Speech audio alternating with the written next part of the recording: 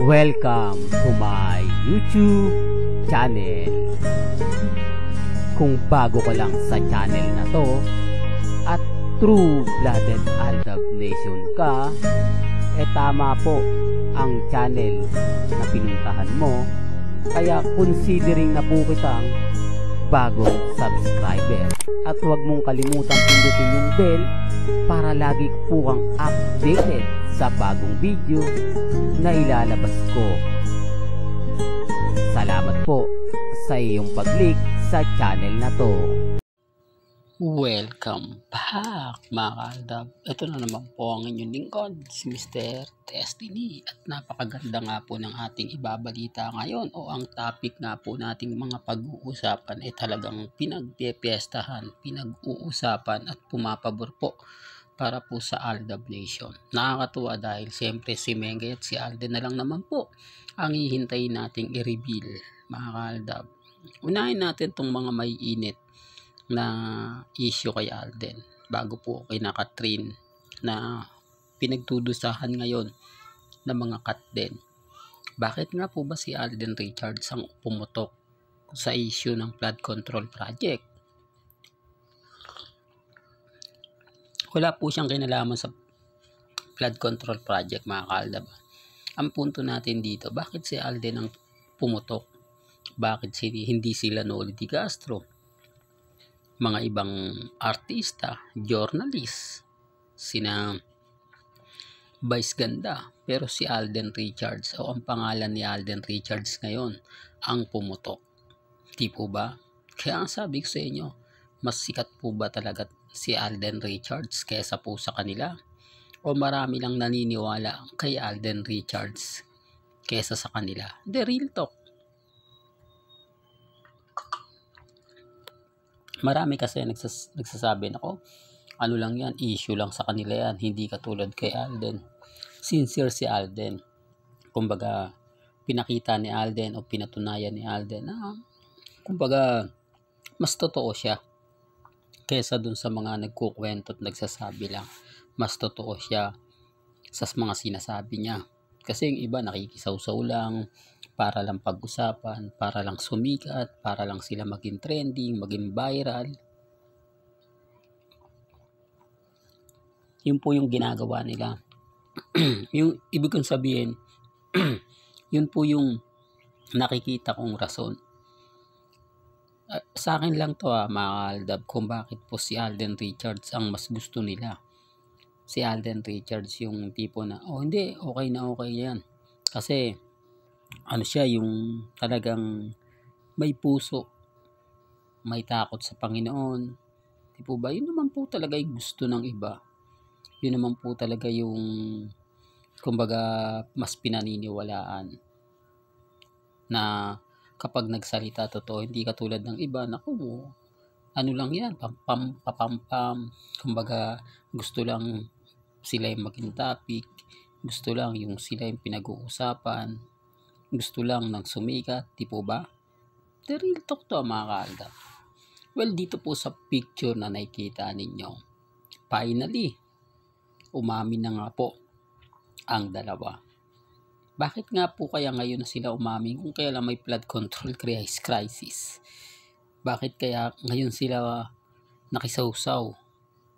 Dahil alam po ba nila na masahatak to?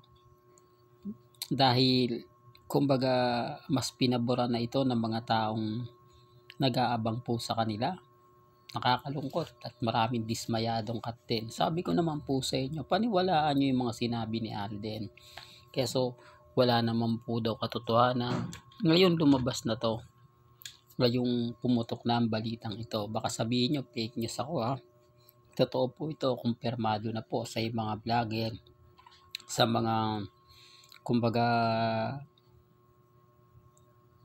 nagbibigay ng mga update, di po ba?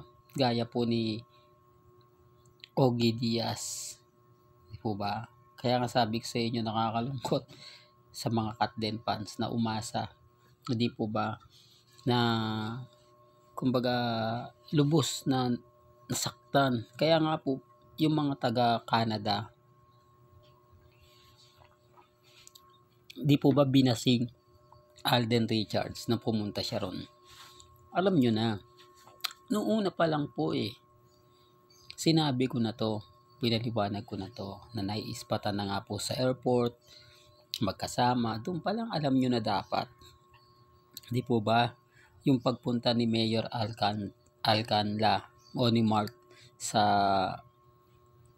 shooting ni Alden Richards at ni Catherine sa Canada, at yung kumbaga madalas silang makita sa BCG sa Makati o sa Taguig.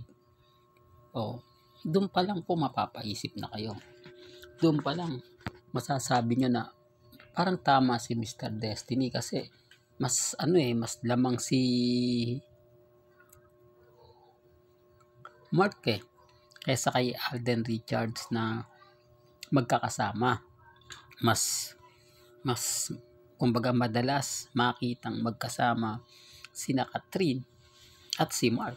Doon pa lang po dapat alam nyo na Pero gaya na sinabi ko, nabulag po sila Marami kasi nag-expect. Hindi, tinatago lang.